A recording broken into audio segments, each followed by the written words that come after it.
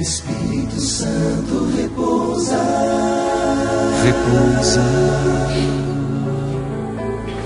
Espírito Santo repousa. Muito bem, gente. Nós estamos agora no segundo vídeo sobre aquele tema alma, corpo e espírito.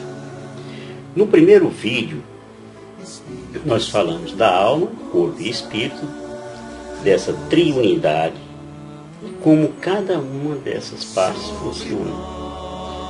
Agora vamos falar do ponto de ligação dessas partes, né? Falaremos do homem carnal e do homem espiritual.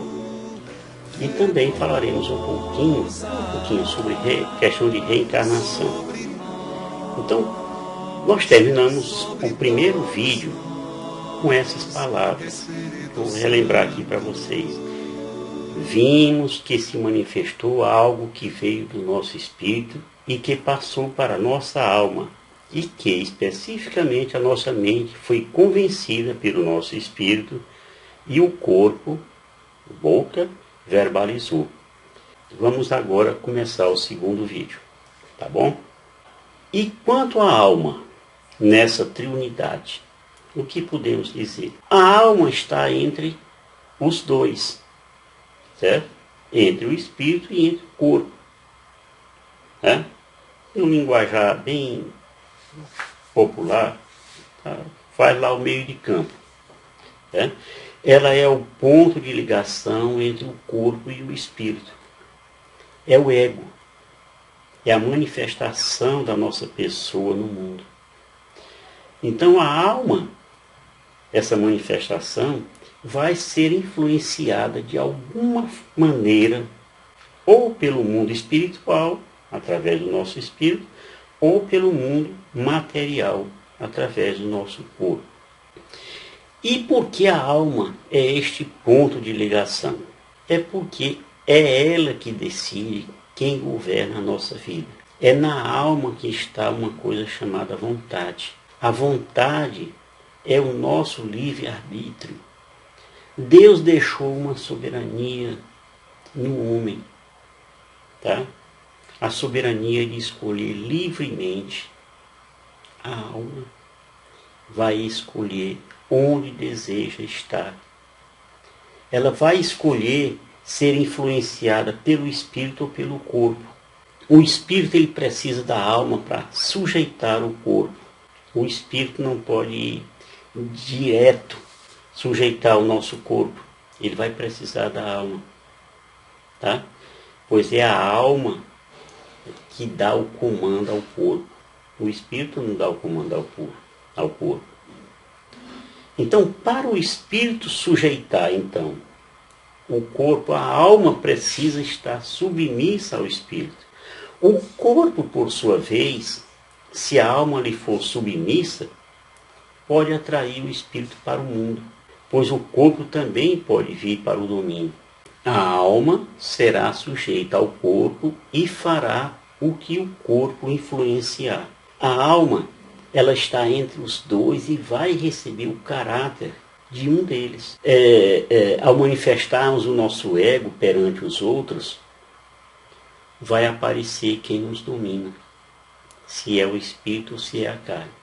Haverá sempre uma luta entre o espírito e a carne para dominar a vontade da nossa alma.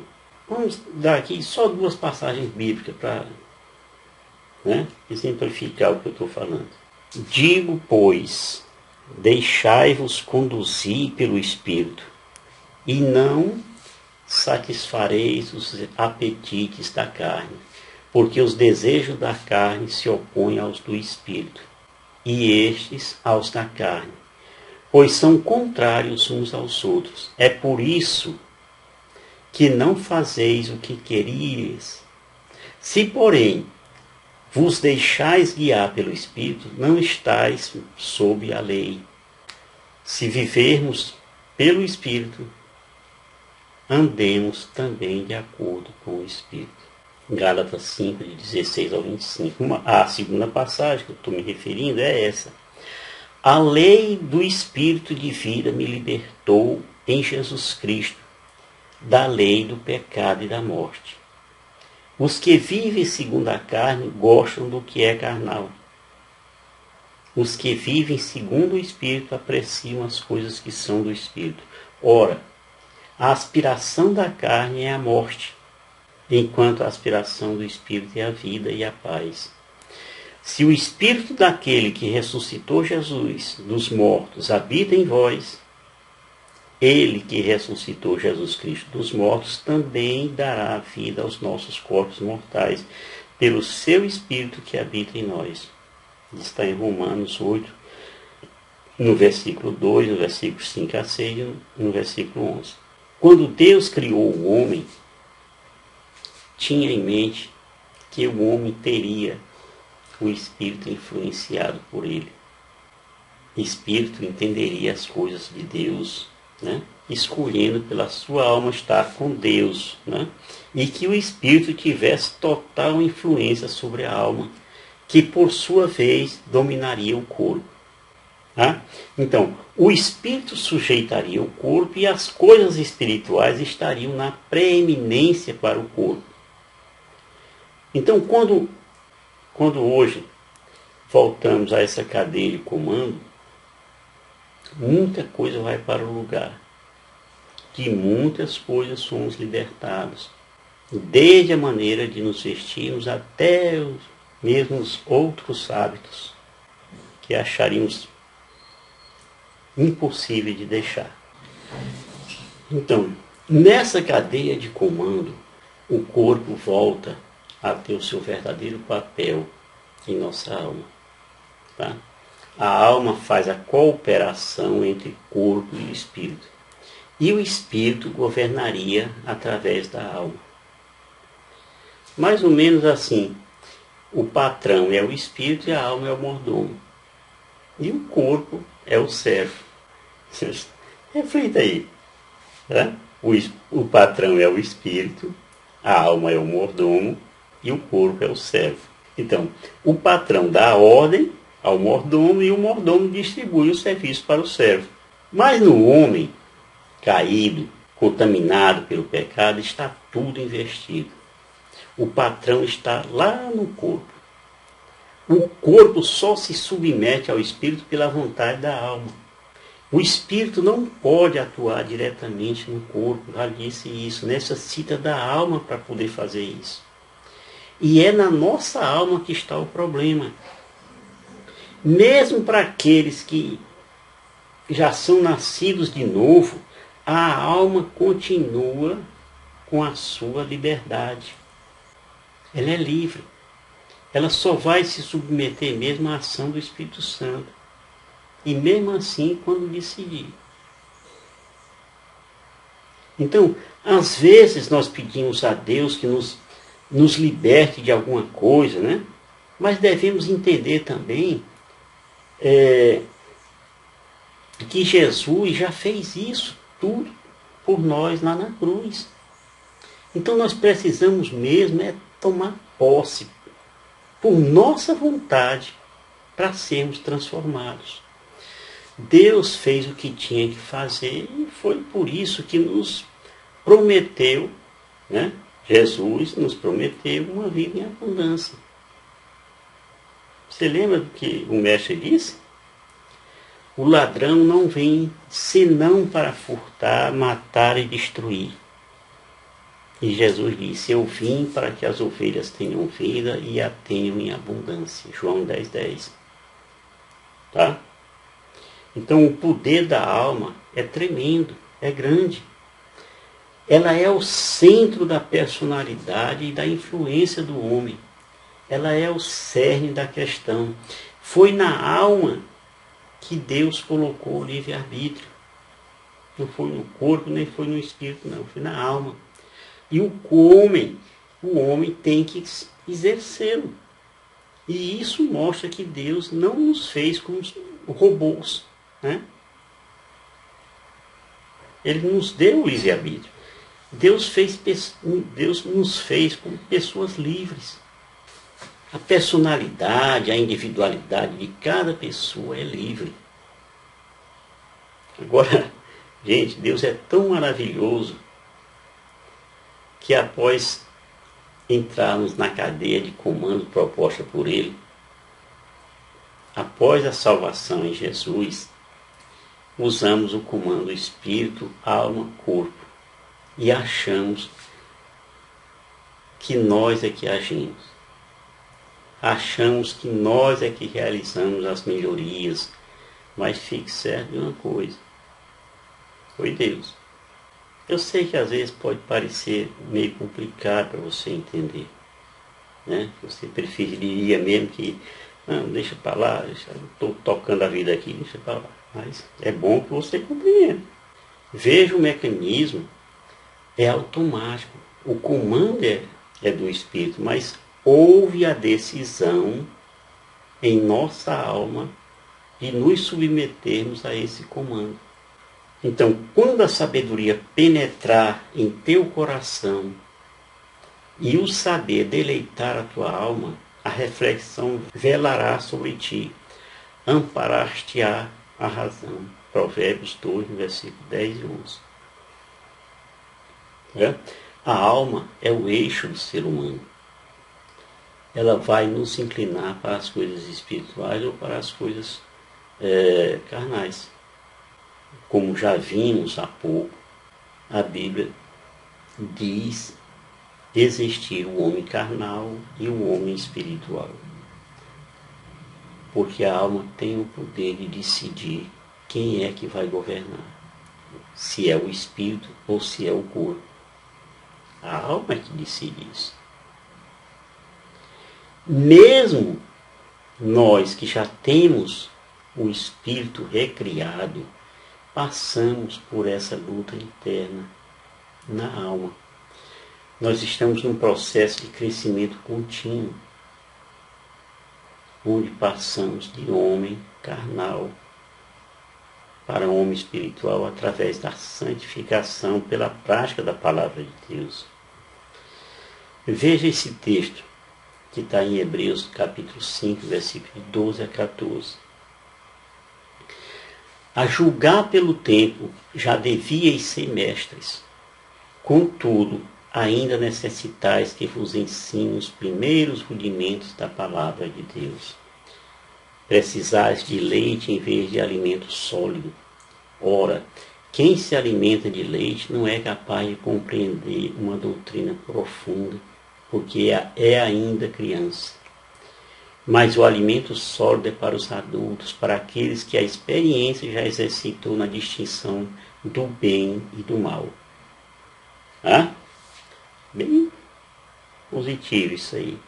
Então nós vimos que o homem foi criado à imagem e semelhança de Deus.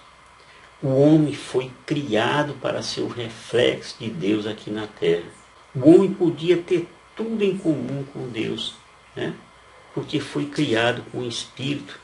E a Bíblia nos informa que Deus é Espírito. Está lá, João 4, versículo 24. Deus é Espírito e os seus adoradores devem adorá-lo em espírito e em verdade. O homem podia entender perfeitamente a Deus, porque o Espírito foi colocado nele para isso. É no Espírito e só no Espírito que você entende as coisas de Deus. Tá? Não se pode entender nem conhecer a Deus apenas intelectualmente. Nós temos que entender a palavra de Deus para a nossa vida. Você pode até entender Deus intelectualmente, mas isso não fará nenhum sentido para a sua vida.